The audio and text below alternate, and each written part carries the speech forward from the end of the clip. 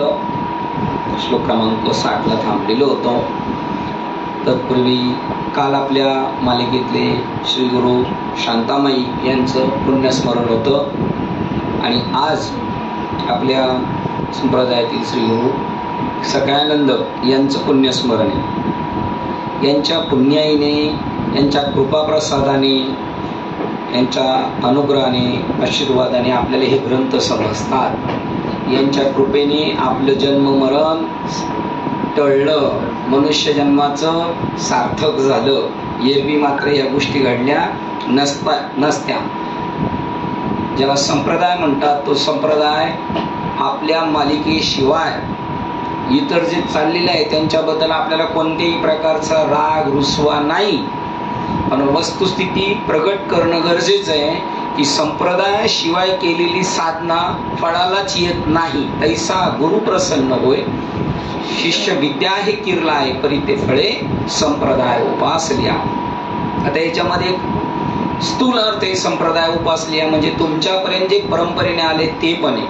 आणि ज्ञानेश्वर महाराजांचं अत्यंत गूढ गम्य असं बोलणं आहे की संप्रदाय उपासल्या म्हणजे तुम्हाला जे संप्रदायपूर्वक मिळालेले त्याची पूर्णपणे तुम्ही असं अधिक अनुष्ठानापर्यंत पोहोचणं. जसं घायपतातून कासरे काढणे, दुधातून तूप काढले, कांद्यामधून कांद्याचं बी काढणे, ह्या प्रक्रियेला संप्रदाय म्हणतात. हा सूक्ष्म प्रकार आहे. आणि एक स्थूल की तुमच्यापर्यंत आलेलं ज्ञान, त्याच्यामध्ये एक डायरीत असं प्रमाणे संप्रदाय विनते विफळ आहे. इति संप्रदाय अनादिकालचं ज्ञान, उगमस्थानाचं ज्ञान आत्तापर्यंत आपल्यापर्यंत ज्यांनी पोहोचवलं आणि त्यातल्या मधले जे दुवेतले ते सगळे, त्याला संप्रदाय म्हणतात. सगळे संत ज्ञानेश्वरीमध्ये सुद्धा बघा, जेव्हा ग्रंथ सांगतेच्या वेळेला त्यांनी त्यांचा संप्रदाय सांगितला माऊलींनी. ही विद्या माझ्यापर्यंत कशी आली? क्षीर सिंधूच्या परिसरी, शक्तीच्या पूर्ण कर्ण कोहरी, नेनो कैत्री पुरारी सांगितलेले हा संप्रदाय सांगतात. त्या क्षीर कल्लोळात मकरोदरी गुप्त होता तयाच्या हाती पैठा झाला. त्याच्यानंतर त्यांनी सांगितलं ज्याचे हातपाय तुटले होते तो मीननाथ, तो सप्तशृंगी पर्वतावर होता, त्याला पूर्णत्व प्राप्त केलं. चौरंगीनाथ तो मच्छिंद्र सप्तशृंगी भग्नावया चौरंगी, भेटला की तो सर्वांगी संपूर्ण झाला. राईट. तिसरं उदाहरण तो ते संप्रदायात नाही आहेत कारण त्यांनी ते पुढं तिकडे शाखा गेले असेल. त्यानंतर विध्वंस विरू असं गोरक्षनाथ योगाब्जिनी सरोवर विषय विध्वंस कबीरू तियपदी सर्वेश्वरू अभिषेक केला. बघा गोरक्षनाथ मग ते आधीच कृपाळू, त्यांनी मग निवृत्ती दादाला दिलं, गहिनीनाथाला गेलं. गहिनीनाथ कसे होते? ते कृपाळूच होते. त्यांनी लगेच निवृत्ती, आधीच जव कृपाळू वर गुरु आज्ञेचा बोलू झाला वर्षा काळू खवळणे जायचा, निवृत्ती दादाला सांगितलं. मध्ये एक ओळ अजून आहे, नाद इति शांभव तिहिती शांभव अद्वयानंद वैभव संपादिले सप्रभव गैनीनाथा. करेक्ट. आणि मग गैनीनाथाने निवृत्तीदादाला सांगितलं, ना आदि गुरु शंकरा पासोनी बोधाचा संसारा झाला जो आमते तो आगवा घेऊन कळी गिळत आहे जीवा सर्व प्रकारे धावा करी पावेगी. आणि त्याच्याकडं आधीच तव कृपाळवर गुरु आज्ञेचा बोल झाला वर्षा काळू खवळणी जायचा. जसा मेघांचा पाऊस, याचा गारांचा पाऊस होतो असा झाला. त्यांनी डायरेक्ट राईट देऊन टाकले निवृत्तीदादाने ज्ञानेश्वरांना, चला आपल्याला हे काम करायचं. मग ते तर म्हणले, ते त्यांच्याही पुढे एक पाऊल, हे मराठीचे नगरी ब्रह्मविद्येचा, त्याला संप्रदाय म्हणतात. माणसं जमवणे, एकत्र जमाव करणे आणि काही अनेक वर्षाच्या परंपरा सांगणं, त्याला संप्रदाय नाही म्हणत. ब्रह्मज्ञानाची जोपासना हंस ब्रह्मात्री दत्त नारायण लक्ष्मण बलवीन सखायानंद शांतामाई कालचा ज्यांचा पुण्यस्मरण होतं आजचे सखायानंद, याच्यातले एकही जर कमी राहिले ना नसते तर आपण इथपर्यंत नसतो आलो. आपण मी असेच गेलो असतो हेलपाट्याचे वारकरी झालो असतो, पण हेलपाट्याचे वारकरी झालो असतो आपण. हे कोणालाही टोचून टिप्पणी करणं नाही आहे, पण ज्या वेळेला वैभव सांगायचंय त्यांच्या कृपेचं वैभव सांगताना ज्ञानेश्वर महाराज म्हणतात, माझ्या निवृत्ती दादानी मला कोणत्या स्थितीवर ठेवलेले आहे ही वाचेच्या पदरावर मी देऊ शकत नाही, सांगू शकत नाही. सखायानंद बघा, सखायानंदाचे सकाळी राम मारताना म्हटलं या, म्हटलं त्यांच्या गावचे, त्यांना म्हणलं या आज तर सखायानंदांची पुण्यतिथी. ते म्हणले मी 8:30ला सुटतो, मी नाही येऊ शकत, लेट होऊ शकतो. तर त्यांच्या वडिलांना सखायानंदांना जेव्हा बोध झाला, बोध झाल्यावर काय होतं, डोके ठिकाणावर ठेवून ऐकायचं आपण. अर्ध थाळकुंडाने मी नवीन म्हटलं आलो होतो तेव्हा अरुण बाबांना आम्ही तिथे जुने माणसं म्हणायचे अर्ध्या हळकुंडाने पिवळं नाही व्हायचं. मग आम्ही ठरवलं तेव्हा काय केलं, ठरवलं पुऱ्या हळकुंडाने पिवळं व्हायचं. मग आता आहे की नाही, तसं बोध झाल्यावर काय होतं, जसं तुकाराम महाराजांना विरक्ती झाली, सेम सखायानंदांचे त्यांनी 65 लाखाची जहागिरी वाटली.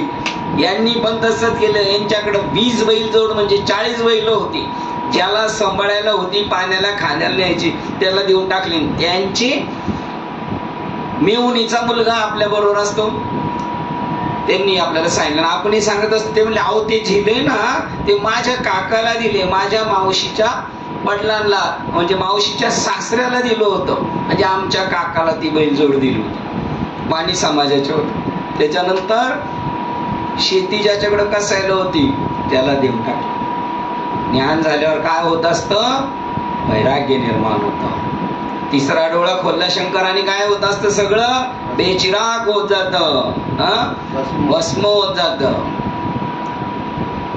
एवढी पावर त्या ज्ञानामध्ये. त्यांनी ते तसं वाटून टाकलं. त्यांना कसं बनवलं, त्यांच्या माग कसे लागले होते बलभीम बाबा. बलभीम बाबा जायचे त्यांच्या दुकानात, यांचा वाण्याचा धंदा. बलभीम बाबांना ते पाहिल्यानंतर डोळ्यात आसू यायचं. असे काही आजही महात्म्य आहे त्या जगामध्ये. त्यांच्यावर जीव ओढून टाकला पाहिजे. ते साधू संतांच्या हृदयात असतात, पुढे येणार आहे, त्याच्याशिवाय त्यांना ते घडत नाही. ते बलभीम बाबा जेव्हा जायचे ना सखायानंदांच्या दुकानात, तर त्यांच्याकडे बघितलं का त्यांच्या डोळ्यात पाणी यायचं. श्री गुरूंच्या डोळ्यात पाणी येतंय. श्री गुरु वायबल होणार, त्याची उंची काय असेल विचार करा. तेव्हा ते म्हणायचे तुम्हाला काय पाहिजे. बलभीम बाबांना सखायानंद म्हणायचे तुम्हाला काय पाहिजे. ते म्हणायचे मला तू पाहिजे. ही भाषा लवकर कळत नाही, साधूची भाषा नाही लवकर कळत. आयुष्य जातात तरी कळत नाही. म्हणून ते काही लोक एका साधूच्या संगतीत आयुष्य खर्च करतात, म्हातारे वस्तूपर्यंत उमरेची झवतात त्यांची, तेव्हा पुढंच थोडं कळत. तू पाहिजे म्हणायचे, कळायचं नाही. मग एक दिवशी त्यांना कळालं तू पाहिजे म्हणजे काय, तर तू या संप्रदायात ये, अनुग्रह घे, नामचिंतन कर. बघा ते सखायानंद त्यांनी शांतामाईंना अनुग्रह दिल्या. त्या बावऱ्या झाल्या होत्या, त्या विदेही शांतामाई ज्यांचं नाव पडलं होतं. त्यांना घरदार आठवत नव्हतं, आपल्याला पक्क आठवते घरदार. इथं आलं लगेच लक्षात येते, टाळा नीट लावला नाही का, गॅस चालू आहे आपण फोन करून सांगू. असं पाहिजे. अरुण बाबांना आम्ही अशी चालवली गाडी लावून गेलो इकडं, उद्या सकाळपर्यंत आहे का पेटली त्याचं काही घेणं देणं नाही. त्याचं संरक्षण कोण करणार आहे, ईश्वर करणार आहे. सर्वस्वावर उदार व्हावे, त्याने येथे स्वतःचं अस्तित्व दाखवा. ते म्हणतात हे स्वतःचं भूषण नाही सांगत, पण सांगतो तुम्हाला की अशा पद्धतीने आपण त्याच्यामध्ये वाटचाल करायची असते. मग त्या शांतामाईला काय घेणं देणं नाही. पोरग ठेवलं गाण साधूंना जेवण घालायला. अहो ऐकायला बरं वाटतंय. दिंडी आली बोधले बाबांची, तर जेवायला त्यांच्या घरी उतरली. माळकरी होते त्या, आणि मग शिदाच नाही घरामध्ये, तर वाण्याकडून आणला आणि वाण्याला सांगितलं पैसे कसे देशील, जोपर्यंत पैसे देत नाही तोपर्यंत गाण ठेवतो पोरगा दास म्हणून. बघा, पण त्यांच्या इथे अशी परिस्थिती आहे, त्यांच्या कुळातल्या लोकांना ते ब्रह्म ज्ञान नाही मिळून देत. असल्या अवलादी पण आहे. बघा, नाही भेटत. ज्यांनी सर्वस्वाचा त्याग केलेला आहे त्यांना नाही भेटलं.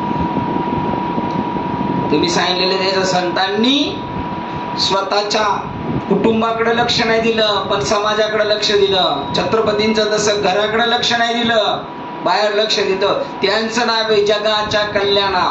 संत गाडगे बाबांचा आश्रम आहे पंढरपूरमध्ये, आणि त्या पंढरपूरला पंढरपूरच्या संत गाडगेबाबांच्या आश्रमाला 21,000 रुपये केरोबाबांचे आहेत त्या काळात. आणि तिथं त्यांची मुलगी राहायची एका रूम मध्ये.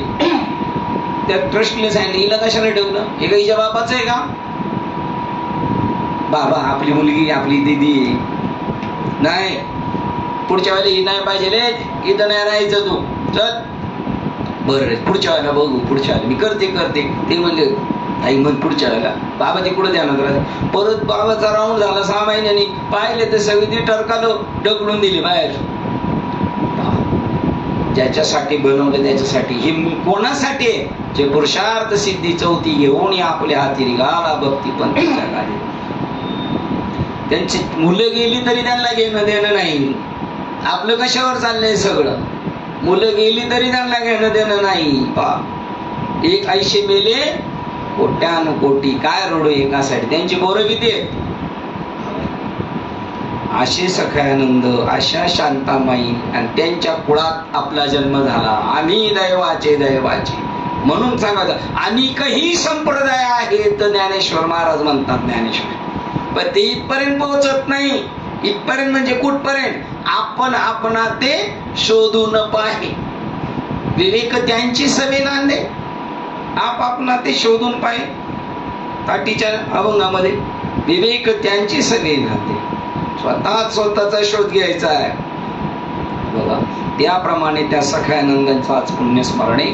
काल शांतामाईंचं होतं. त्यांनी शांतामाई का कोळी समाजातले आहेत आणि अनुग्रह कोणला देतात? ब्राह्मण बंडोबाबांना देतात. जात वीत गोत कुळ शीळ याच्या मात कर. जात गोत वित्त,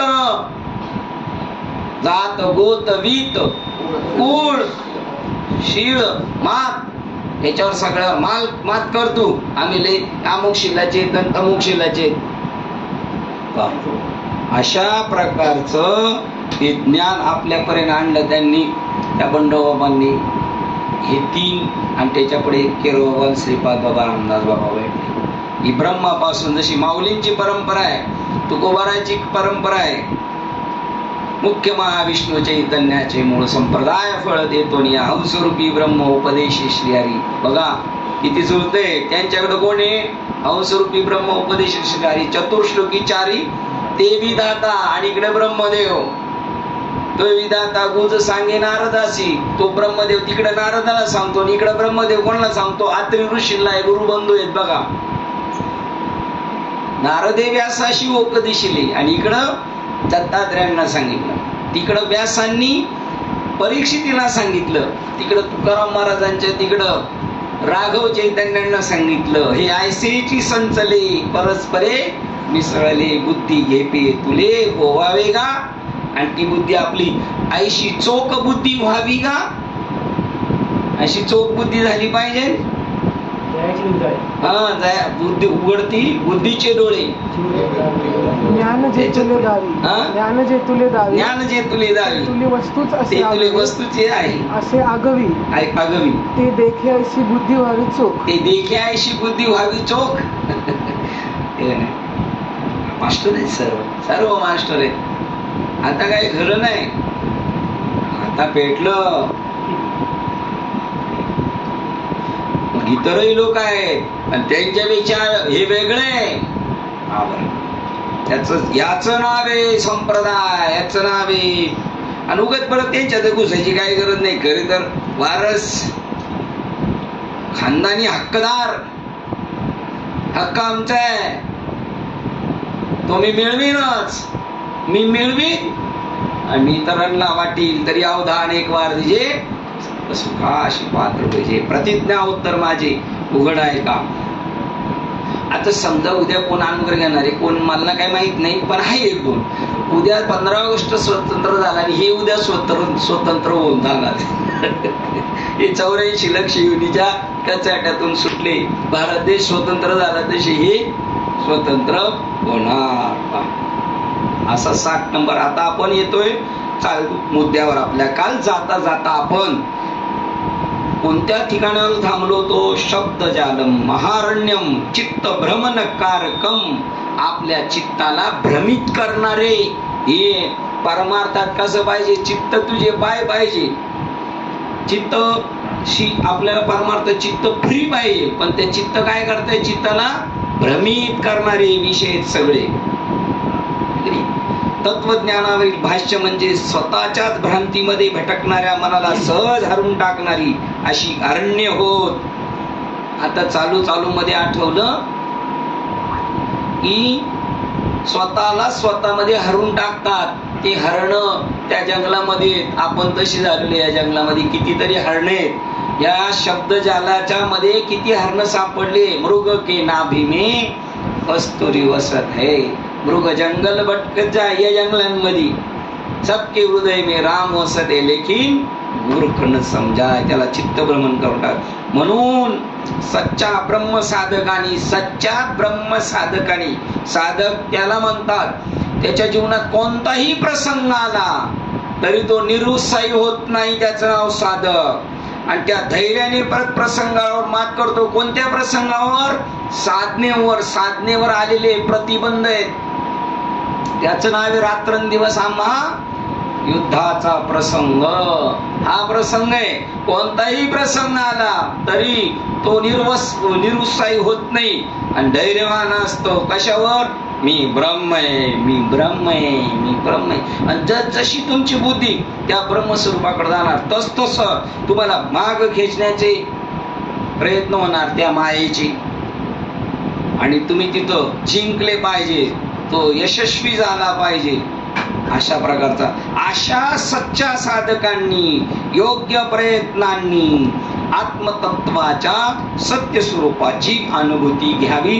त्यांना रेड सिग्नल सांगितला, तुम्ही अभ्यास करणारे पण त्या जंगलात फसू नका. त्या जंगलात ती काय म्हणतात? हिंस्र श्वापद आणि विषारी वनस्पती आहेत. शिवाय खाच खळगे पण आहे तिथे, समजदार नाहीत. म्हणून तुम्ही सावध व्हा. असं इथपर्यंत थांबलेलो होतं. आता आपण पुढील 61 नंबरच्या श्लोककडे जाऊया. ज्याला अज्ञान सर्पाचा दंश झालेला आहे त्याला ब्रह्मज्ञानाचे ज्ञान करून घेणे हा एकच उपाय असतो. कोणता साप चावलाय त्याला? अज्ञान सर्प. डंकला ती पण आहे. लोभ सर्प डंकला बघा. आणि तुम्ही म्हणले तर तो नुठी ताटी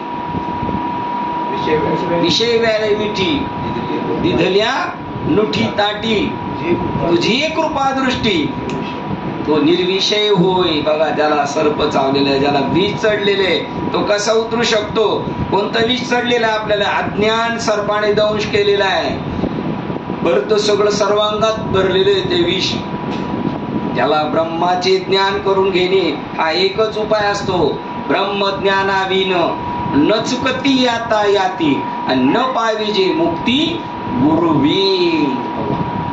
ब्रह्मज्ञानाशिवाय एक फायनल मार्ग ब्रह्मज्ञान करून घेणे हा एकच उपाय असतो. अशा विषाला बळी पडलेल्यांना वेदाचा, श्रुतिग्रंथाचा, मंत्राचा आणि औषधाचा काय उपयोग? काय चावलेलं आहे त्याला? विषारी अज्ञान रूपी विषारी साप चावलेला आणि त्याच्या सर्वांगात भरलेले आहे. आता त्या अशा विषाला जो बळी पडलेला आहे त्याला वेदाचा, श्रुतिग्रंथांचा, मंत्रांचा आणि औषधाचा काय उपयोग? म्हणजे बघा, आता ही जी औषध आहेत, काय वेद, श्रुती, मंत्र, यांचा सुद्धा उपयोग नाही होणार. मग हे वर्णन कशातलं चाललेले? त्याच्यातलं चाललेले, पण त्याला चिटकून बसलेले ना तुम्ही. आणि वस्तुस्थिती समजून घेत नाही तर तसा करून काय उपयोग होणार नाही. आत्मविस्मृतीच्या विषयाने जणू प्रदूषित झालेल्या, अज्ञान म्हणजे काय? आत्मविस्मृतीच्या विषयाने जणू प्रदूषित झालेले, आपलं प्रदूषण झालेले, आपण प्रदूषित झालेलो आहे. कशाने? आत्म्याच्या विस्मृतीच्या विषयाने पूर्ण संचारलेले. परमात्म तत्वाला दुःख आणि सीमितता, त्यांच्या जवळ जळजळत्या तीव्र वेदना सहन कराव्या लागतात. आत्म्याला, परमात्म्याला जेवढं आपलं अज्ञान गाढ तेवढं आत्म्याला भोगावं लागतं. ही जे साधं म्हणे ना, साध्या म्हणी, त्या आत्म्याला तळतळायला लावू नका. खरोखर आहे. तुम्ही म्हणाल आत्मा तळतळतो का? आतापर्यंत आपण अभ्यास केला त्याच्यात काय सांगितलं? आत्मा तळतळतो का? पण तळतळतो. त्याला वेदना होतात. भगवान कृष्णाला बाण लागला कर्णाला आणि डोळ्यात पाणी कोणाच्या आहे? भगवान कृष्णाच्या. का? आत्मस्वरूपाने एक येते, त्याला ते वेदना सहन नाही होत. देहबंदी खाण्यात कामाला गुंतून ठेवलेले आहे, असं पळून जावं असं मला वाटतं ते म्हणतात.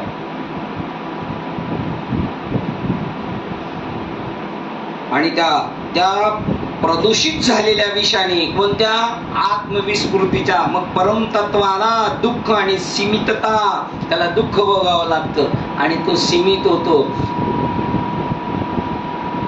दुःख बांधवडी आहे हा संसार, सुखाचा विचार नाही कोटी.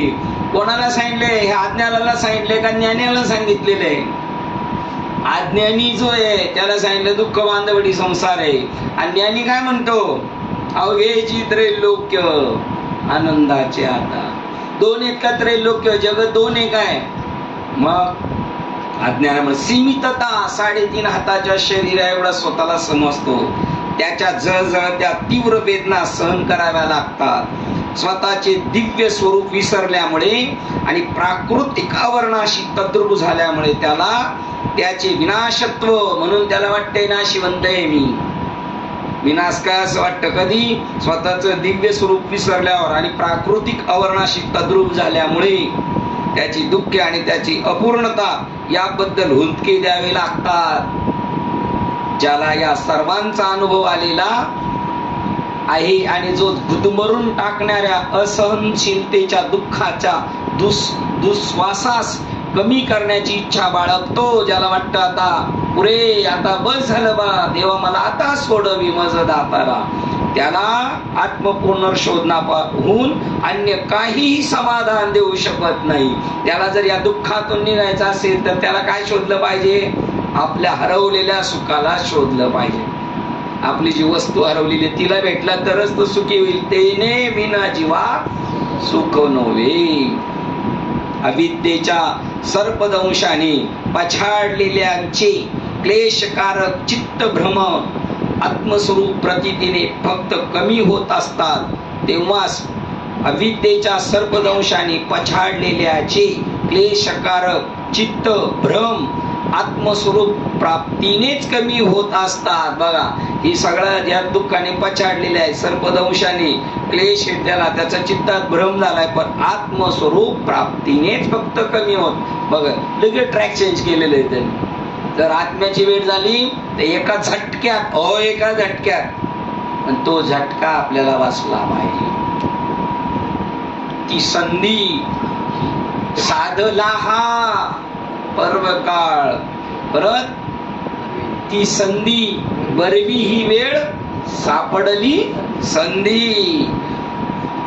संधी भागी बैसलो तुझ धरुनिया चित्ती. त्याच्या बरोबर त्या पॉइंटला आपण सापडलो पाहिजे. त्या पॉइंटला सापडायला त्याचीच कृपा पाहिजे. आणि तो कोणत्या मोमेंट मधून घेऊन जाईल काहीही सांगू शकत नाही आपण. कोणत्या मोमेंट मधून घेऊन जाऊ शकतो तेव्हाच तो चैतन्य. बघा, तेव्हा चित्तभ्रम, क्लेशकारक चित्तभ्रम, सर्पदंशाने पछाडलेलं त्याचं अविद्येने त्याचं आत्मरूप प्राप्तीनेच फक्त ते कमी होत असतात. तेव्हाच तो चैतन्य स्वरूप आणि प्रत्येक प्राणी मात्रातील सत्य तत्व म्हणून जीवन जगू शकेल. त्याला स्वतःला जागेल, मी दुःखी नाही, मी सुखाचा सागर आहे, तैसा हृदयामध्ये मी रामू, सर्व सुखाचे आगर, मी सर्व सुखावर पौडलेलोय. का म्हणे मन नैवृत्तीवरील सुखाचे शेजारी पडलं. मग सुखी जेणे व्हावे. तापलेल्या जगाला तो सुखी करू शकतो आणि तापलेलं जग त्याला दिसणारच नाही. त्यावेळेला त्याला सगळं जगत चैतन्य रूप दिसणार. त्याला सोन्या, तुम्ही बघा ना आपल्या देवाऱ्यामध्ये जे देव आहेत ना, किती आहेत ते देवाऱ्यात? देव 5 देव आहेत. आणि 5 देव आहेत, त्यांची नावं वेगळी आहेत का नाही? वेगवेगळी नाव आहेत का नाही? पण ते धातू ज्या धातूने बनवले ते धातू पण वेगळे आहेत का नाही? हा, आणि त्यांच्या प्रत्येकाच्या पाठी वेगळे वेगळे आहेत का नाही? का सारख्याच कलरचे आहेत? आणि तोंड सांगा. तशी आपल्या पाठी आणि आपली तोंड एकाच धातूने बनलेले पण नाव वेगळे. तो ते पाहत असतो. मग तो प्रत्येक तेव्हाच तो चैतन्य स्वरूप ज्यावेळेला त्याचे ते दुःख गेले आणि मग प्रत्येक प्राणी मात्रातील सत्य तत्व म्हणून जीवन जगू शकेल. ती गव्हाणे साहेबांनी ती क्लिप ठेवली होती, कुत्र्याचा त्रास होत होतो, सगळे कुत्रे, कोणाचा डोळा फुटलाय कोणाचा, त्यांना म्हणलं पाठवा ती क्लिप मला. मग त्यांना याच्या बाकीच्यांना नाही दिसले बरं ते मृदू सबाय नवनी कुत्र्या मांजराबद्दल दुःख वाटलं. म्हणलं किती त्याला हे असं इथं भावाभावाचं झालं तर म्हणतो मरू दे जरा, त्याला भोगू दे, त्याला लय मस्ती आलेली. आणि मस्ती कोण आलेली? जे हळपत तळपत ते म्हणते अरे माझी मस्ती संपलेली, पण बघणाऱ्याला मस्ती आहे. मग तो ते जीवन जगू शकतो, मग तो म्हणू शकतो जगामध्ये ब्रह्म नसते. हे अगदी स्वाभाविक आहे. बघा चटकनी गेल्यावर गुण येतोच का नाही? डॉक्टर जास्तीत जास्त किती दिवस ऍडमिट ठेवतो?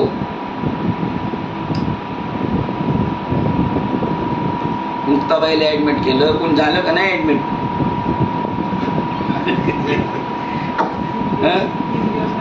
5 दिवस. आपल्याला पिरियड दिलाय 7 दिवसाचा. 7 दिवसात तुझं काम होईल. तुझ्यामुळं 7 दिवस. नाही तर आमचं असं म्हणणं आहे मुखी नाम अति मोक्ष. लोखंडीत तापलेल्या सळीचा चटका दिलो, अंदाजे किती दिवसांनी चटका बसल? तसं साधन आहे, ठीक नाही? दुसऱ्या दिवशी लगेच फोड येणार. त्याच्यात ताकद कमी पण दिसतो, भोगलेला जास्त, आहे की नाही? हे अगदी स्वाभाविक आहे की जेव्हा एखाद्याला सर्पदंश होतो तेव्हा त्याला श्रद्धा, जात पात, स्वतःचा दर्जा, प्रतिष्ठा, काळ, वास्तव यापैकी कोणतेही सामान्य पूर्वग्रह असत नाही. त्याला जिथं इलाज होईल तिथं तो जायला तयार आहे. व्याधाकडं, कोणत्याही माणसाकडं तुम्ही समाजाने ठरवलेला पारतो अंत्यजी असला तरी तुम्ही त्याच्याकडे जायचंय. तो काय करतो याच्याशी घेणं नाही, त्याच्याकडे काय आहे याच्याकडे तुमचं लक्ष पाहिजे. त्यावेळेला तो म्हणत नाही श्रद्धा कोणाकडे जायचं काय नाही, यापैकी कोणतीही सामान्य पूर्वग्रह असत नाही. ज्यावेळेला दुःखी होतो त्यावेळेला त्याला इलाज करून घेत आणि कोणाकडे पूर्वग्रह नाही. आणि सुखी होतो तेव्हा तो कोणामध्येही पूर्वग्रह त्याला दिसतो. आणि कुठूनही आणि कोणत्याही भावनेने देऊ केलेली मदत स्वीकारली जाते. पीडित माणसाला कुठूनही दिली तर अटकू दे बरं. याच्यामध्ये एखाद्या लई पाऊस झाला तर डोंगरावर उभे राहिले तर कोणी काय टाकू दे ना वरून हेलिकॉप्टर मधून, तर ते घेतील आणि खातील. कोणी दिलं कोणत्या जातीचा आहे ते बघणार नाही. तसा जो इकडं पिडलेला आहे त्याने जाती न पूछू साधू की पूछ लीजिए ज्ञान, मोल करो तलवार का बडेर हिंदू म्यान. आता आपण तलवारीची किंमत करतो का म्यानाची किंमत करतो? ज्ञानाची किंमत करतो, त्याला तलवार काढलीच पाहिजे का नाही?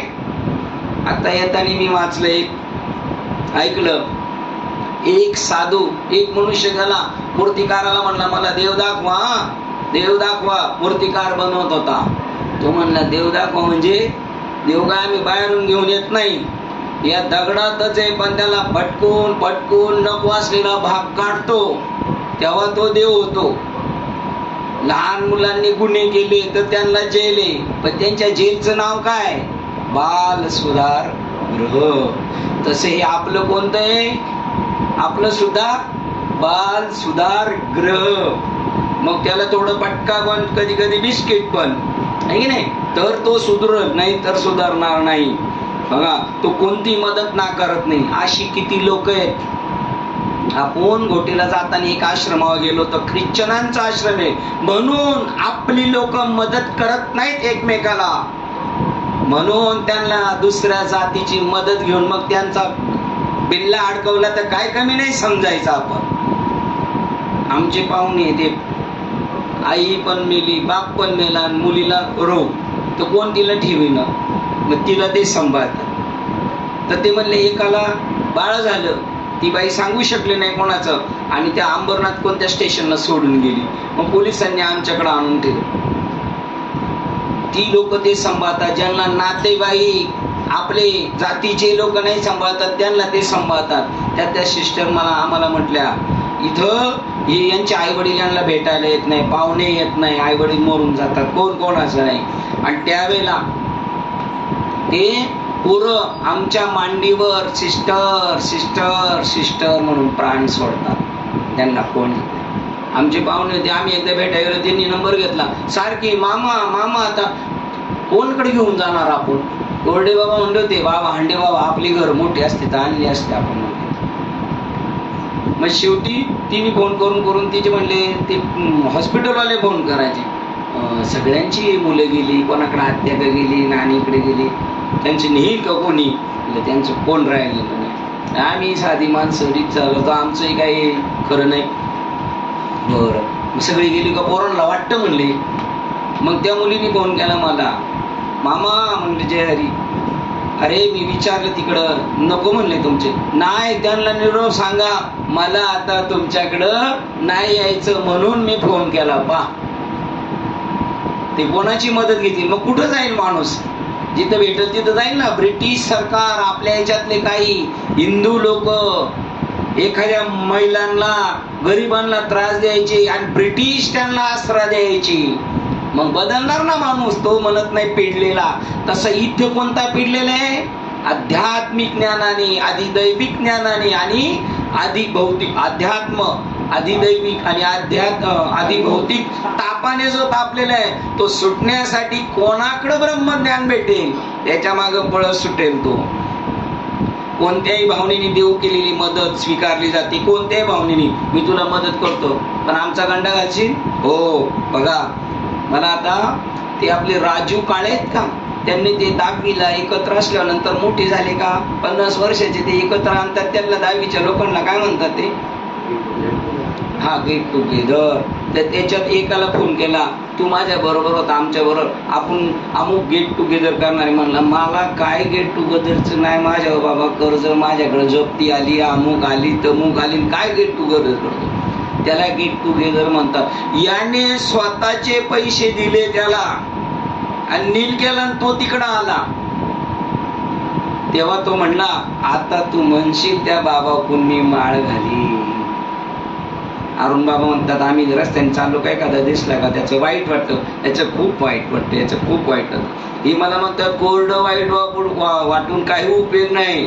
तुमच्या खिशाला काही जळ देता का? तर ते वाईट वागणं बरं आहे. नाही तर हुशार घेऊ म्हणले वाईट वाटलं, तुझ्या वाईट वाटण्याला काय करतो? याचं आम्हाला वाईट वाटलं तुझं काय, तुझ्याकडे सामर्थ्य असून सुद्धा तू करत नाही, याचं वाईट आम्हाला वाटलं का? तुला जे वाटलंय ना त्याच्यापेक्षा आम्हाला जास्त वाईट वाटलं का? तू असाच नुसता बक बक करणार आहेस.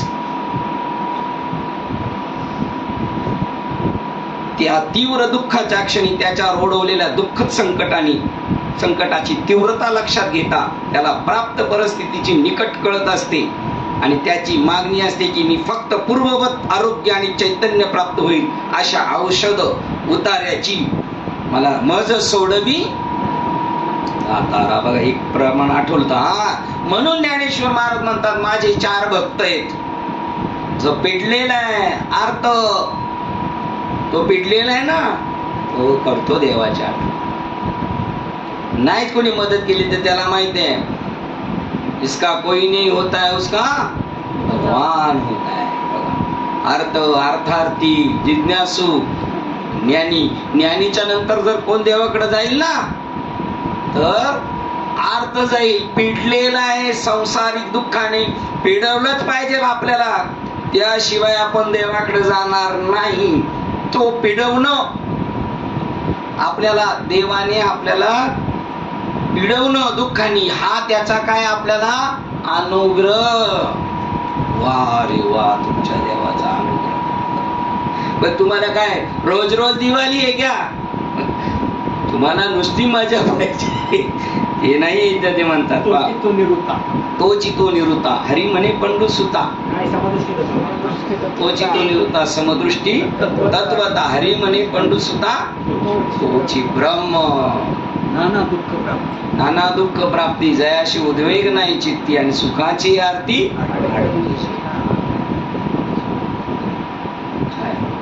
दुःख झालं तरी त्याला काही घेणं देणं नाही, तो ब्रह्म आहे. आता याला अजून ब्रह्म व्हायचंय, त्याला आता इंजेक्शन मारायचंय. अगदी त्याप्रमाणे जेव्हा साधकाला असंस्कृत आणि अविकसित हृदयाच्या भयान अरण्यातील सर्वात भयानक अशा विद्या सर्पाचा दंश झालेला आहे. कुठं? असंस्कृत अविकसित हृदयाच्या भयान अरण्यातील सर्वात भयानक अशा विद्या सर्पाचा दंश झालेला आहे अशी प्रचिती येते. त्या क्षणी त्याने शास्त्राची उत्तम शिकवण घेऊन अविद्येवरील अचूक तोडगा म्हणून सत्यत्वाचे ज्ञान प्राप्त करून घ्यावे. मी या संकटात अडकलोय तर याचं निदान पहिलं त्यांनी केलं पाहिजे. निदान केलं पाहिजे. निदान नाही केलं तर काय उपयोग आहे? किती पळालं तर त्यांनी निदान केलं पाहिजे. का याच्यातून अचूक तोडगा काय आहे? तर याच्यातून एकच अचूक तोडगा आहे, फक्त ब्रह्मज्ञान. काय आहे का प्रमाण तुम्हाला? का दुःखातून तुला ब्रह्मज्ञानच सोडू शकतं, दुसरे उपाय चालत नाही.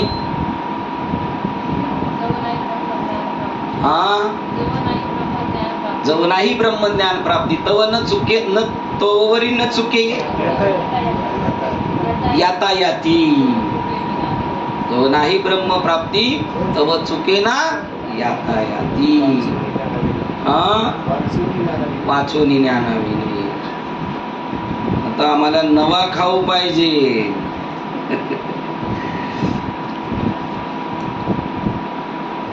कुठे आलो होतो? अगदी त्याचप्रमाणे जेव्हा साधकाला असंस्कृत हृदयाचा सर्पाचा दंश झालेला अशी प्रचिती येते त्या क्षणी त्याने शास्त्राची उत्तम शिकवण घेऊन अविद्येवरून अचूक तोडगा म्हणून सत्यत्वाचे ज्ञान प्राप्त करून गेले. त्याला सम्यक ज्ञान बी म्हणतात. कधी त्याला ब्रह्मज्ञान म्हणणार, सम्यक ज्ञान म्हणणार. म्हणून सत्यत्वाचे ज्ञान प्राप्त करून घ्यावे. अशांना वेदशास्त्राचा अभ्यास, सत्यत्वाचं ज्ञान नाही प्राप्त करून घेतलं आणि बाकीचं चालू ठेवले. अशांना म्हणजे एवढे पिडलेले, अशांना वेदशास्त्राचा अभ्यास, मंत्र जप आणि तत्वविषयक भोवळ आणणारी चर्चा इत्यादींसारख्या मंदपणे परिणाम करणाऱ्या परंतु अधिक सुखद मार्गाचा काय उपयोग? बघा याचा काय उपयोग होणार त्याला? हे मंदपणे परिणाम करणाऱ्या परंतु अधिक सुखद मार्गाचा काय उपयोग? म्हणजे अधिक सुखद मार्गाकडे जाताना याला त्याचा काही उपयोग नाही. आणि मंद मंद म्हणजे ते फेल नाही जात असं त्यांना म्हणायचंय. नाही या जन्मात अजून 7-8 जन्माने तर याचं काम होईल असा मंद. आता बघा याच्यानंतर सांगतात पुढचं अपरोक्ष अनुभूती मोक्ष. मग काय मिळालं पाहिजे त्याला? अपरोक्ष अनुभूती पाहिजे. बाबाने आपल्याला ब्रह्मज्ञान दिलं का अपरोक्ष अनुभूती दिली? ताबडतोब झटका दिलेला आहे. अवस्था झाली म्हणजे त्याला झटका बसलाय असं बी नाही समजायचं. नाही झाली त्याला बी झटका बसलेला आहे. उलट कधी कधी अनुभव नाही आला तो अजून टिकू नये, टिकाव धरून. एकाला सांगितलं होतं गुरुजींनी परीक्षेच्या काळात टिकाव धरून राहायचं. मग त्यांनी घरी काय धरून राहिला? टिकाव धरून राहिला. तसा हा टिकाव धरून ये. आणि याचं सगळं झाल्यावर ते फार हरून गेलं. काय म्हणतात त्याला? हरून नाही गेला त्याला, हुरळून गेला. बरोबर असा मित्र पाहिजे.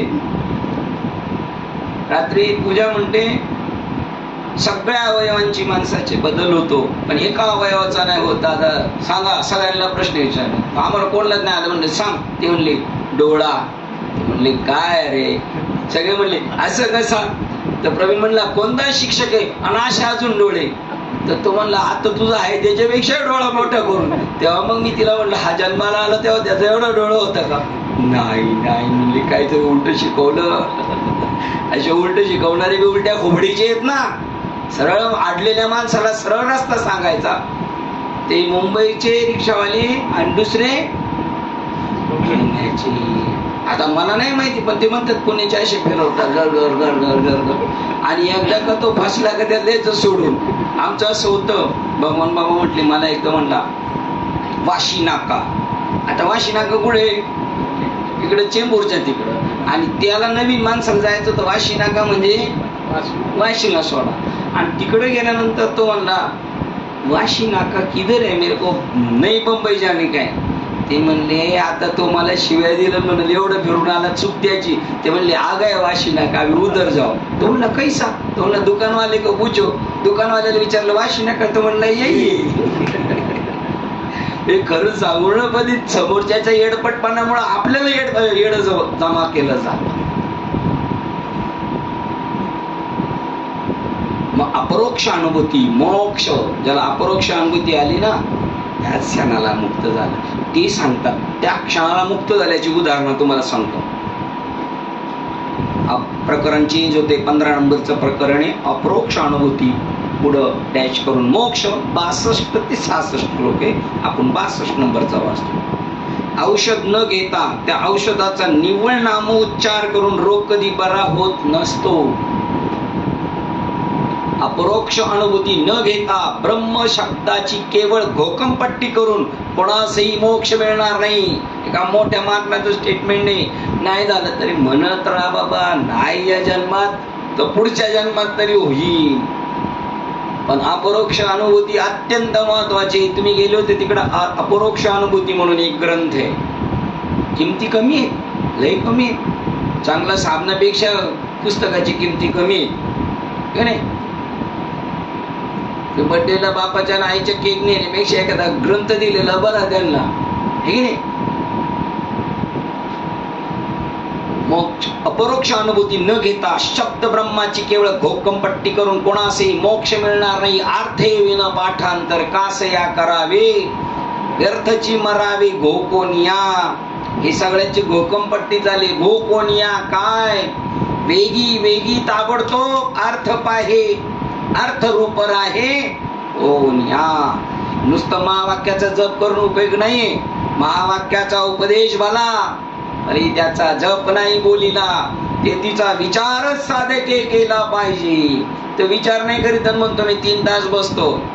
महावाक्याचा उपदेश घेता ती वस्तू तत्वता आपण असता, त्याचा जप करता वृथा शीनच होईजे. बापरे, व थकून जाईन, मरून पार विकनेस पण येईल त्याला. त्याचा अर्थ कळला पाहिजे. ते म्हणतात हुक्कमपट्टी करून मोक्ष मिळणार नाही. आणि हीच वाक्य ज्ञानेश्वरांचे अनंत वाचाळ आणि ज्ञाननाथ बाबाचे मुंडकी वटवट तैसे तेला. अपरोक्ष ज्ञानाविन वांजन, वांजट ते हृदयात उदरार्थ खटपट. हा, दंभ खटपट, पोट भरण्यासाठी. ते दारू पेलेलं माकड, त्यात त्याला अजून चावला विंचून ते चपळ. ते जसं टनाटन उडतंय तशी माकड टनाटन उडतात नसती. शब्द ज्ञानाने पोट भरी माकड.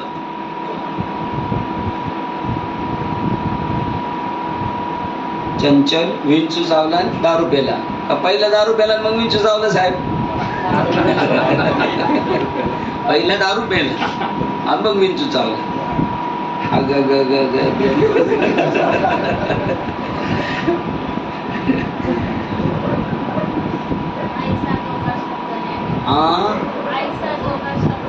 ऐसा जो का शब्द ज्ञानी, उत्तम व्याख्याता ज्ञानगुणी, जनरंजविनी निरूपणी, सवे कोरडेची कर करी. तो जसा उसाचा चारका कर कर आणि रस ग्लास पिऊन दुसरी जातात आणि हा नुसता कर कर कर. नये नेत्राजळ हृदयी कळवळ किंवा तळमळ, येतव चावटीचे बोध जनरंजवने ठोल. अंतःकरणात बदल नाही, नेत्रात अश्रू नाही, येतो चावटीचे बोल जनरंजवने ठोल. बघा, उगाच काहीतरी भुकत राहून काय उपयोग? मंत्राची फक्त घोकंपट्टी करणे. तुका म्हणे, शेवटचं चरण राहिलं त्याचं. का म्हणे वेगी अर्थ पाये, अर्थरूप राय होणे. का म्हणे ज्याशी अर्थे नाही भेटी, नाही तरी गोष्टी होऊच नाही, बोलू नये त्या माणसाने. गप गरीब असावं. मंत्राची फक्त घोकंपट्टी करणे ही का व कसे दुर्बलतेचे असते हे या ठिकाणी स्पष्ट केले आहे.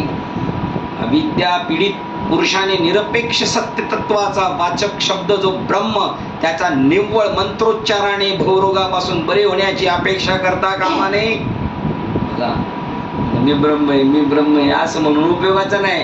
त्याची काय पाहिजे? त्याला अनुभूती पाहिजे. अनुभवाविन बडबडते शिकविल्या बोलाचे करतील वाद. अनुभव नाही, अनुभव नाही भेद कोणा.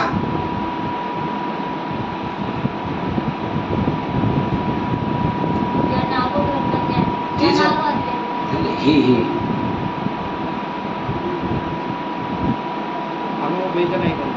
अनुभव भेद नाही कोणा. बरोबर, अनुभव भेद नाही कोणा. अजून एक शिकवल्या, अजून एक असं प्रमाण बघा, सांगती ज्ञानाच्या दुर्लभ गोष्टी अनुभव पोटी कैसा घडे कैसा कळे. अजून एक आहे शब्द.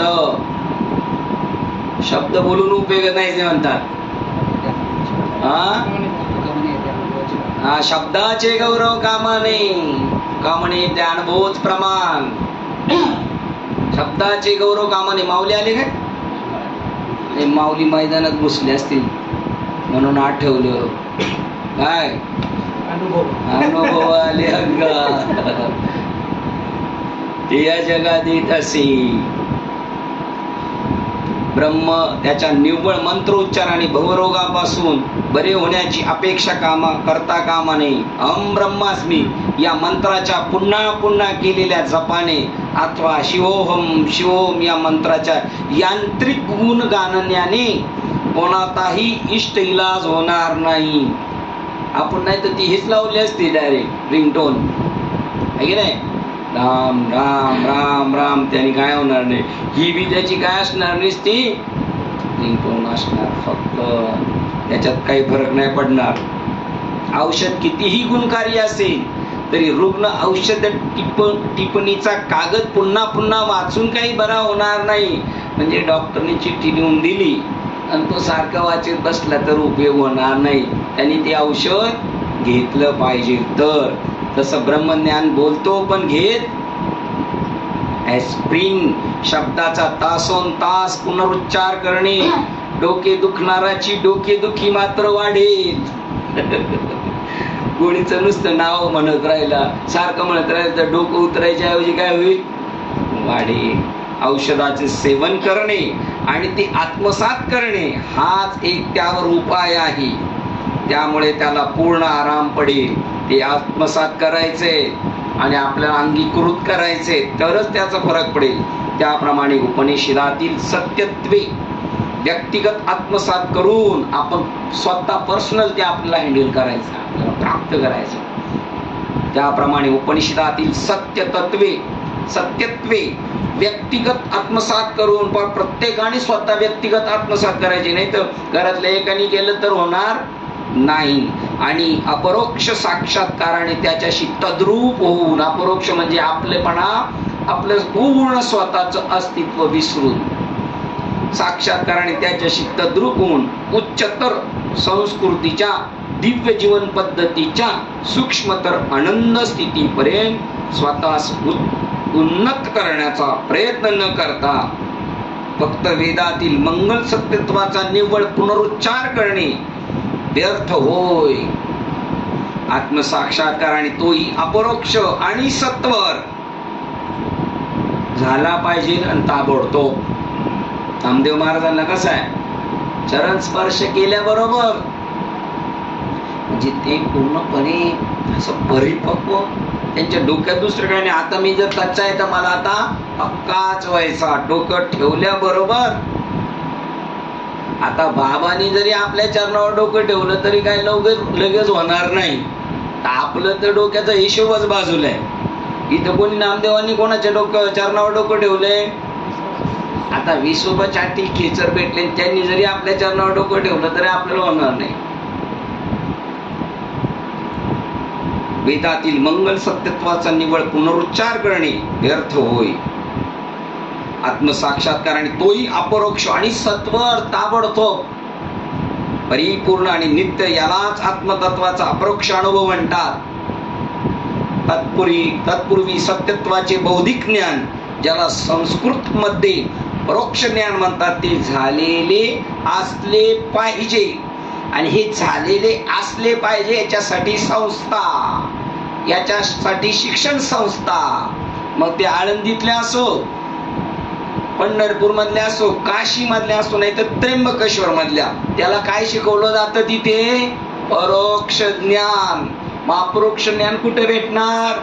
ती त्याची गरज आहे. आमच्या गावचे बोरबाबा ते संस्थेत शिकले, त्यांचे गुरुवर्य मामासाहेब, नथुबाबा डोंगरसिंग राजपूत असे महात्मे होते. ते म्हणले तुम्हाला हे शिकवलंय परोक्ष ज्ञान, संत कसा ओळखायचा, आपली उंची कशी वाढवायची, हो त्याच्यासाठी आपल्याला निरपेक्ष कसं व्हायचं, कर्म तर करतच राहायचं. आता 4 वर्ष शिकले, आता फिरायचं, सत्कर्म करायचं, त्या कर्माच्या जोरावर निरपेक्ष भावनेने करायचं, मग साधूची भेट होईल. ही साधू शोधणे ही तुमची गरज आहे, ती तुम्ही शोधायचंय. तिथं काय शिकवलं जातं? परोक्ष ज्ञान.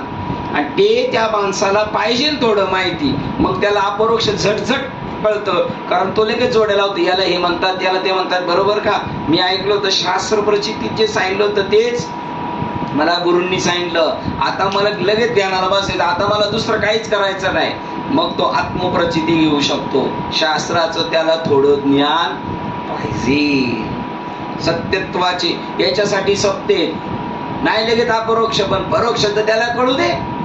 मग एखाद्या दिवशी जर आला त्याचा भाग्याचा उदय, तर होऊन जाईल त्याला ते.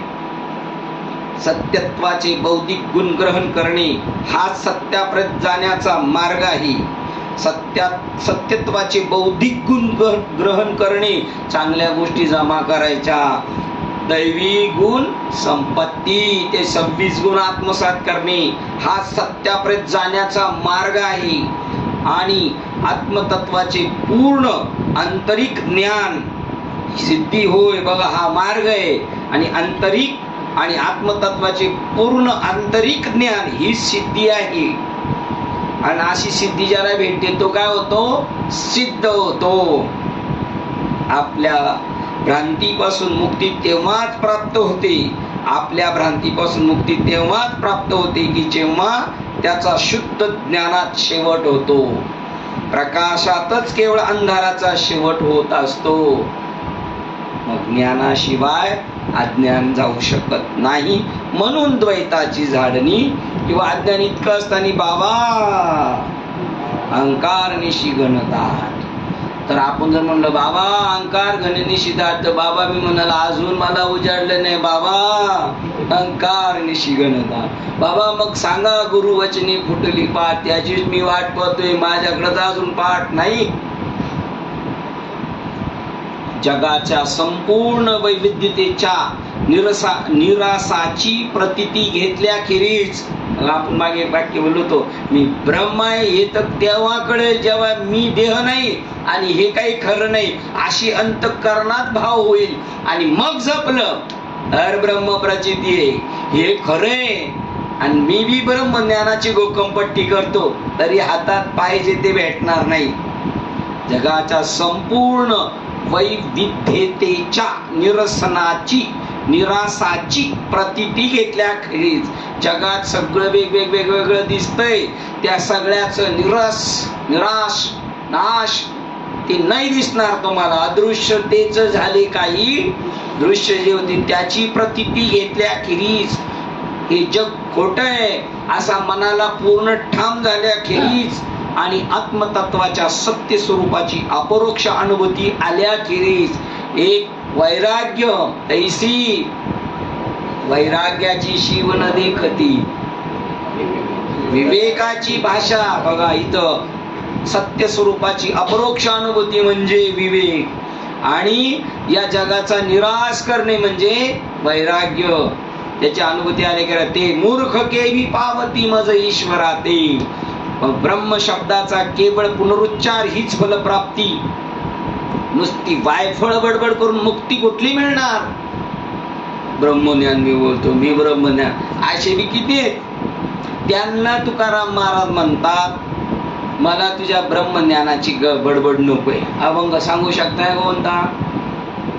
शुष्क ब्रह्मज्ञानाची मला गडबड नको. मला ब्रह्मज्ञान नकोय म्हणतात. हे शुष्क आठवत नाही आता तुम्हाला आपल्याला. पूर्ण मोक्ष अवस्थेच्या पूर्वीच्या स्थितीचे वर्णन या ठिकाणी केलेले आहे. पूर्ण मोक्ष अवस्थेच्या पूर्वीच्या स्थितीचे वर्णन या ठिकाणी केलेले आहे. पूर्ण मोक्ष अवस्था काय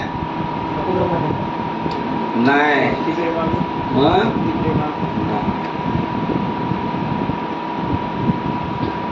नुसती वायफळ बडबड नको. काय म्हटलं तुम्ही? शुष्क ज्ञान हो, आम्हाला ब्रह्मज्ञान नको असं तुकाराम महाराजांचं प्रमाण आहे. कोणतं ब्रह्मज्ञान नको? शुष्क नको. याच्यासारखंच आहे पण ते दुसरं आहे.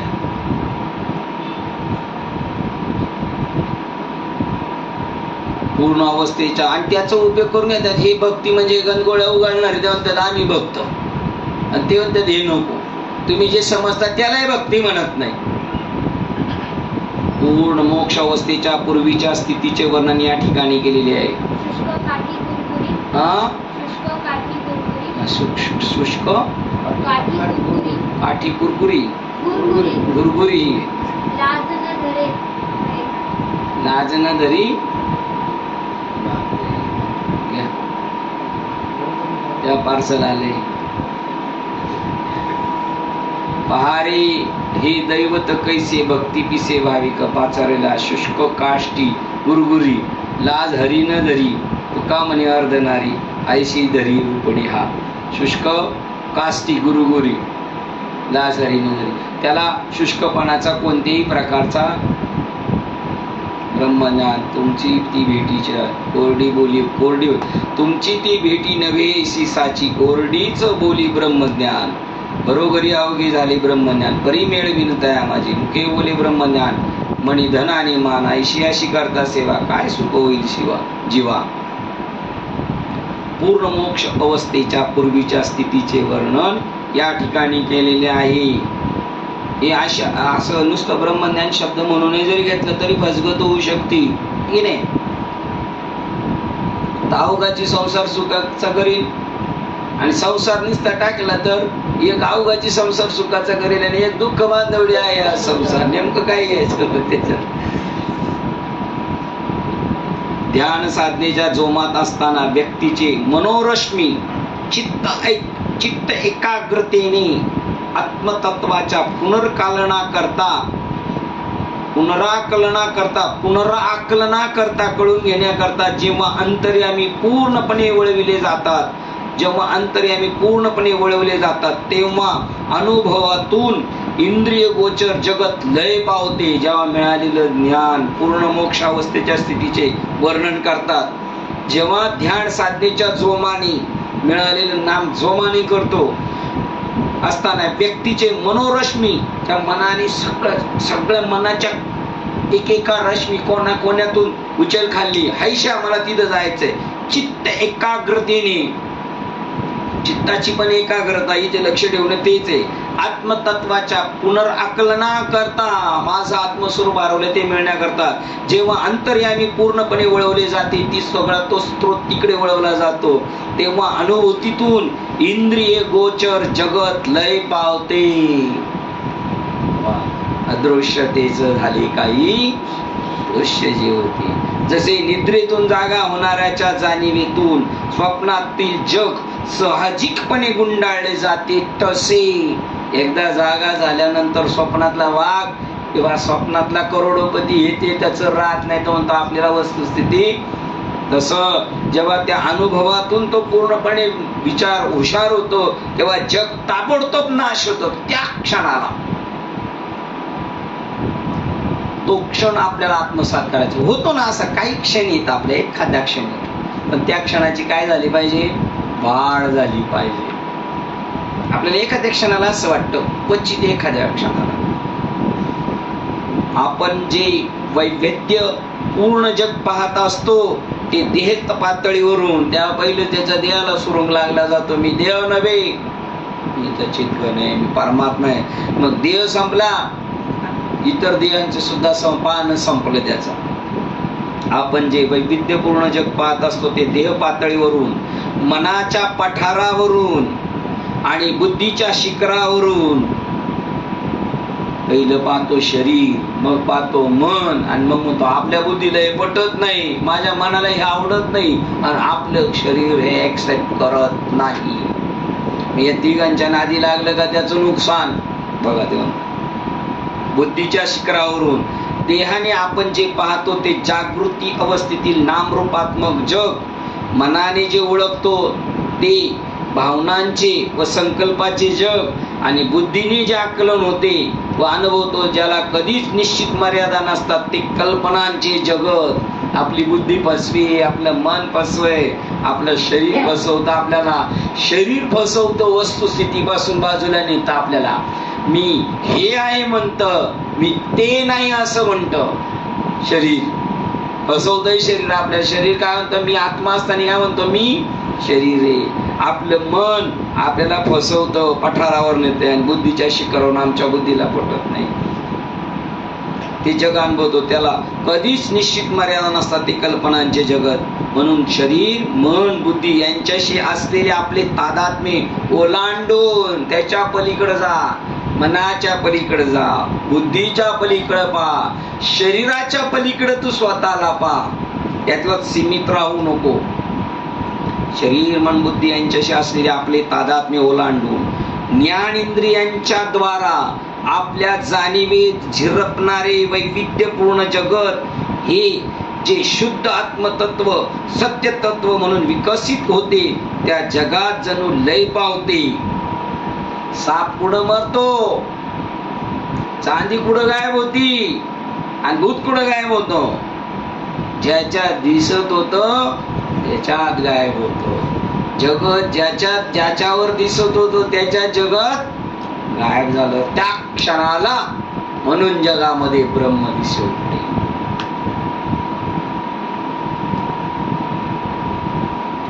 वैविध्यपूर्ण जगत हे जे शुद्ध आत्मतत्व, सत्यतत्व म्हणून विकसित होते त्या जगात जणू लय पावते. लाट म्हणजे माया. लाट म्हणणं म्हणजे काय, माया. आणि ज्यावेळेला आपण म्हणणार लाट नाही त्यावेळेला ती लाट नसते का, असते. पण तिचं काय कळतं आपल्याला, मूळ स्वरूप कळतं. लाटेचं अस्तित्व संपतं जेव्हा मूळ स्वरूप कळतं, आणि जेव्हा मूळ स्वरूप कळत नाही तेव्हा लाटेचं अस्तित्व राहतं.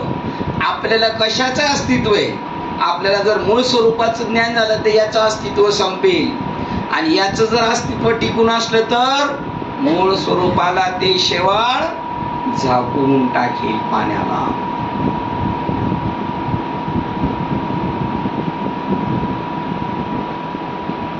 झोपेतून जागे झाल्यावर जसे काही म्हणता येणार नाही म्हणून विकसित होते. बघा, वैविध्यपूर्ण हे शुद्ध आत्मतत्व, सत्यतत्व विकसित होते त्या जगात जणू ते लय पावते. त्या जगात जणू ते लय पावते. तो साप कुठं विलीन झाला,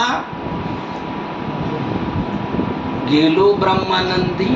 गेलो ब्रह्मानंदी मन हे गेले विलया, ब्रह्मानंद माझारी. मन गायब झालं पण कुठं गेलं, ब्रह्मामध्ये. आणि कशावर दिसत होतं मन, ब्रह्मामध्ये. आता मनाचं ओरिजिनल स्वरूप कळाल्यामुळं ते ब्रह्मच.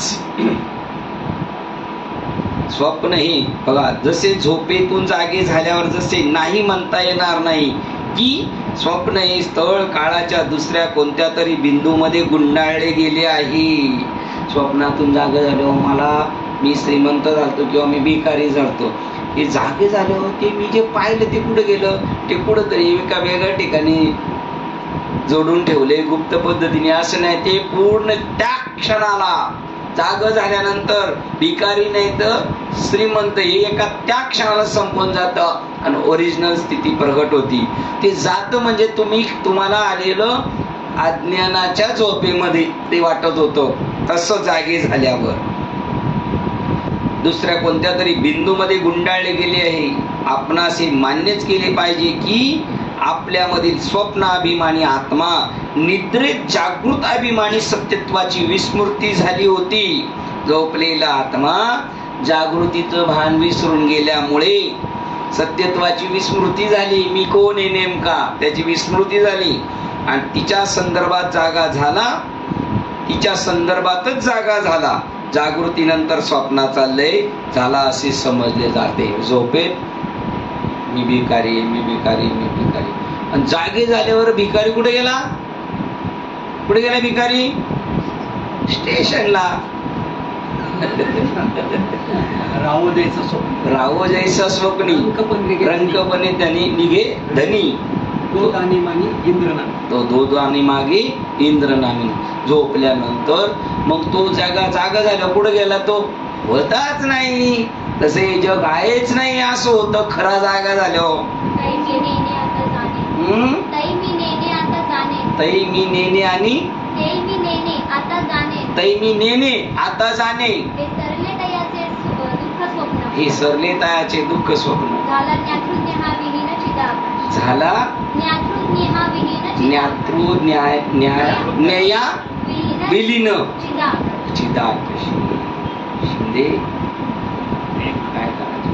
तोंडात बोट घालायचे का सगळे बोट घालायची तोंडात? सांगा बरं. ज्ञामध्ये जागा झाला आणि मला काही कळत नाही ना मला कळत हे सगळं.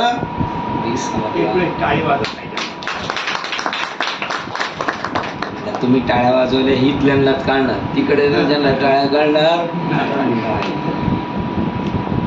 छान चांगला अभ्यास.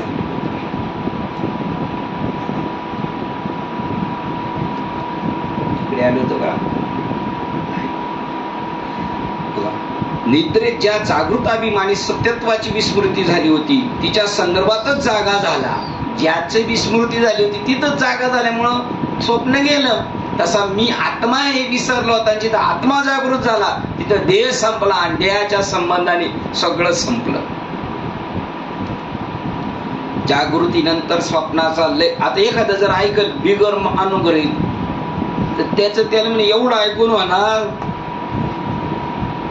आमच्याकडे यावं लागेल आणि अनुग्रह घ्यावा लागेल तर ते होणार. नाही तर म्हणे हे ऐकलं होईल, हे तेच सांगतात, हे नुसतं ऐकून आणि वाचून होणार.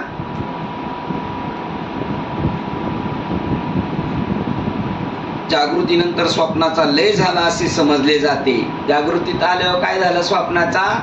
तसं खऱ्या जागृतीत आला मी आत्मस्वरूप आहे का त्यावेळेला हे स्वप्नाचं जगत हे काय एक प्रकारचं स्वप्न आहे, त्याचं लय होतं. त्याप्रमाणे आपल्यामधील ईश्वर तत्वाच्या आध्यात्मिक जाणीवेची जाग आल्यावर त्या अनित्य आणि परिवर्तनशील जगाचा पूर्ण लय झाला आहे अशी आपणास अनुभूती येते. 100% येते. आतापर्यंत काही लोकांना आलेली आहे.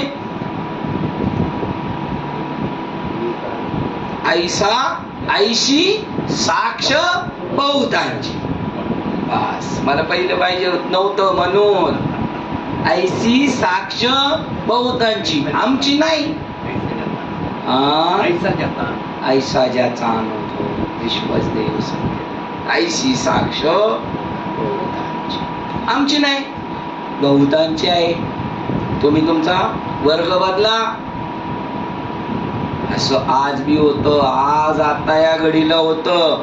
ठरवलं तर हिने ठरवलं तर म्हणून या अभ्यासाशी काही सर्वथा दुष्कर नाही. या लागी अभ्यास आहे माझ्या ठाई. आता माझ्या ठाई अभ्यास नाही, आमचा त्या नासक्याच्या ठाई अभ्यास. मग नाही अमृताची पेज पिऊन भाताची पेज पिऊन अमृताचे परिणाम होत नाहीत.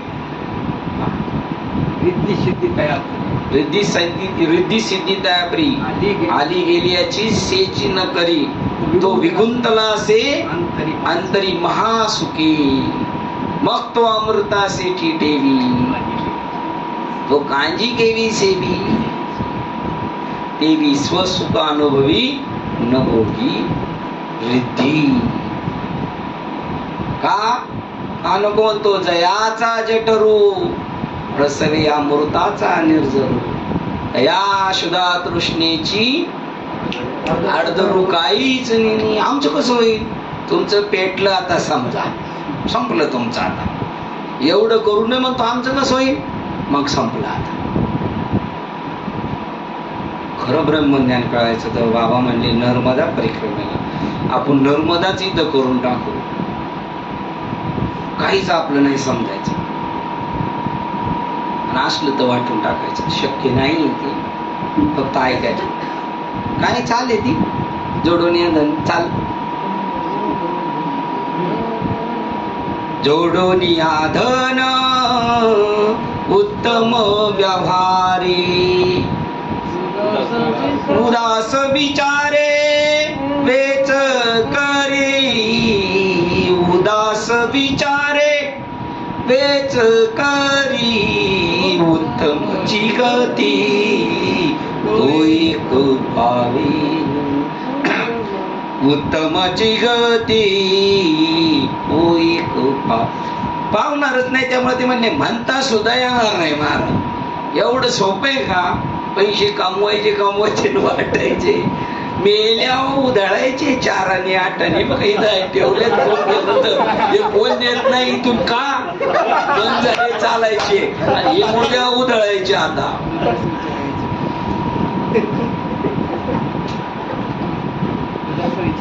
उदास विचारे वेच करी, वेचलेलं सुद्धा पाटी नाही आमची. पाटी बाबा जसा तो तसा, पाटी पाहिजे तुला.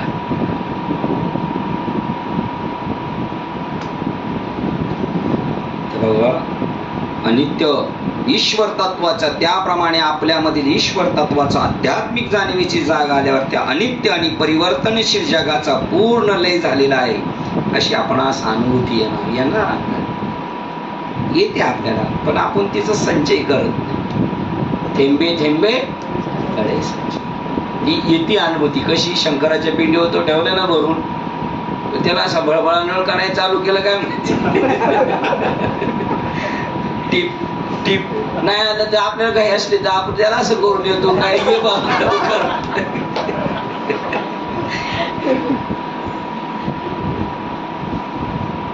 ती अनुभूती अशी आपणास अनुभूती ती आज येते. अशी किती महात्मेत आपल्या कशाची आस राहिलेली नाही. जर काय सरकारचा कायदा नसता तर त्यांनी घेतलं पण असं संजीवनी समाधी. नुसत्या समाध्या प्रत्येक गावात समाधी संजीवनी. ही वल्गना नाहीये, वास्तव आहे. वास्तव शरीर मन बुद्धी यांच्याशी असलेल्या आपल्या पक्क्या तादात्म्यामुळे ज्या उपजत उणिवेची दुःखे आपणास भोगावी लागतात त्यापासून मुक्ती एक क्षणभर का होईना संपूर्ण आत्मसाक्षात्काराच्या अवस्थेस पोहोचल्याखेरीज अशक्य असते. याचं एक क्षण जरी विस्मृती पाहिजे नसेल या दुःखाची तर तुम्हाला थोडा जरी आत्मसाक्षात्काराची झाली तर याचं एका झटक्यात त्याचं होईल. थोडा क्षणाची सुद्धा तुम्हाला याच्यापासून उसंत मिळेल. कधी? शरीर मन बुद्धी यांच्याशी असलेल्या आपल्या पुक्या तादात्म्यामुळे ज्या उपजत उणिवेची दुःखी आपणास भोगावी लागतात. शरीराला मनाला बुद्धीला धरून बसल्यामुळं ती दुःख प्राप्त होतात. पण त्यापासून मुक्ती एक क्षणभर का होईना मिळेल. कधी? संपूर्ण आत्मसाक्षात्काराच्या या अवस्थेत पोहोचल्याखेरीज शक्य अशक्य असते. तिची होईल पण याचं विस्मरण झाल्याशिवाय नाही. आणि हाच मार्ग श्रुती ग्रंथांनी आपणास दाखवला आहे. हाच तो मार्ग की ज्याने पूर्णत्वास पोहोचलेल्या महात्म्यांच्या अनंत ताफ्यांनी आपल्या जीवनाच्या सिद्धीसाठी मार्गक्रमण केले. अनंत ताफ्यांनी ऐशी साक्ष असे अनेक साधू या मार्गाने गेले सुटले. आपल्या काळी सुद्धा कित्येक महात्मे याच मार्गाने जाऊन आणि तीच सिद्धी मिळवून त्यांनी जीवन कार्याची तृप्ती भोगविली. मागे तर गेले पण आता सुद्धा आपल्या काळी आता या कंडिशन मध्ये सुद्धा कित्येक महात्मे याच मार्गाने चालले जाऊन आणि तीच सिद्धी मिळवून त्यांनी जीवन कार्याची तृप्ती उपभोगली. बघा, वेदांताच्या बडबडीने कधी कोणास पूर्णत्व मिळण्यास सहाय्य झालेले नाही. पोकळ बडबड करणारे वेदांती, निव्वळ शुष्क चर्चा आणि त्या आता आवडायला लागल्यात. वेदांताच्या बडबडीने कधी कोणास पूर्णत्व मिळण्यास साह्य झालेले नाही. जो खरा वेदांती आहे ना तो भाव खात नसतो. हे पहिलं लक्षण आहे त्याचं. ज्याला वेदाचा अर्थ कळला ना त्या क्षणी त्याचा अहंकार गलित गात्र झाला. त्याचं नाव आहे जे देही उदास. देही उदास म्हणजे रडका चेहरा घेऊन बसलेला मरका नाही, त्याला मर्यादेचा देवाला म्हणायचं. तो सुद्धा प्रसन्न, फटके बसले तरी हसतो तो. वेदांताच्या बडबडीने कधी कोणास पूर्णत्व मिळण्यास साह्य झालेले नाही. निव्वळ शुष्क चर्चा, शुष्क पुनरुक्ती आणि विस्फोटक युक्तिवाद या सर्वांमुळे दमछाक करणाऱ्या वितंडवादाखेरीज कोणतीही भरीव अशी कृपा एखाद्यावर होऊ शकली नाही. चाललेत ना सारखं दनादन चाललेले, पण असं एकही नाही का आपलं काम झालं म्हणतो. साधकाने कमी बोलावी, वाच वाच वाच चालू आहे नुसती आपली. बरं वच वच करायची तर हरी बोला, हरी बोला. ते नाही वच वच करणार, व्यर्थ गलबाला. साधकाने कमी बोलावे, जेवावे कमी, झोपावे कमी. तर हिचे उलटे आपलं. साधकाची दशा उदास असावी, उपाधी नसावी. अंतर्बाह्य आतून उपाधी नसावी, बाहेर लोलुपता काय निद्रेसी जिंकावे. भजन करावे, भोजन करावे परिमी. लोकांती एकांती स्त्रियांशी भाषण प्राण गेल्या जाण करू नये. शेवट काय तुका म्हणे, एवढ्या याच्यातून गेला तर तो तिकडे पुढे गेला. साधकाने कमी बोलावे परंतु अधिक साधना करावी. कमी बोलावे पण अधिक खावे. कमी बोलावे आणि अधिक साधना करावी याबद्दल शंकराचार्य आग्रह धरतात. त्यांना काय आग्रह धरायला करायचे आम्हाला, आमचं पीठ पडलं इथं आग्रह धरतात ते. श्लोक क्रमांक 64. युक्त आहार विहार नेम इंद्रियासी सार नसा विवास निद्रा बहुभाष.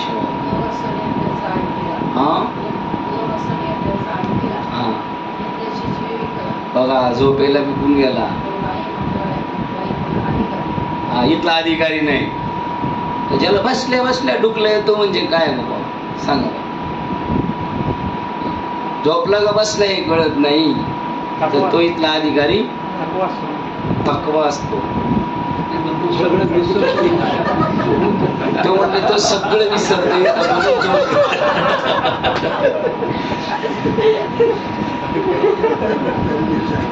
ज्याला बोध झाला पळून या गेली ही झोप. बर का हे झापडेपणा हे सगळं जागून निघून जात. पळून या गेली झोप कोणती, अविद्येच्या निदा.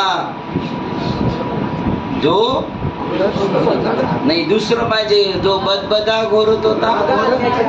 अगं ज्ञानाची निदा जो घोरत होता बदबदा, तो सहसा चेला, तो स्वस्वरूपी चेला की प्रबुद्ध चेला की. ही याच्यावर ताण आणते बदबदा अविद्येच्या निधीवर ही ताण आणती. जागो लोगो मत करो नींद से प्यार. जैसा सपना है रैन का वैसा है संसार. जैसा सपना है रैन का वैसा है संसार. स्वप्न पडल्यानंतर जसे तसे सगळं जागो. जग जोगी जग जोगी जोगी जाग जाग बोलती. जागला तर काय, जागता जगदेव राखा काही भाव. तुम्ही जागता तर जग राखा काही भाव.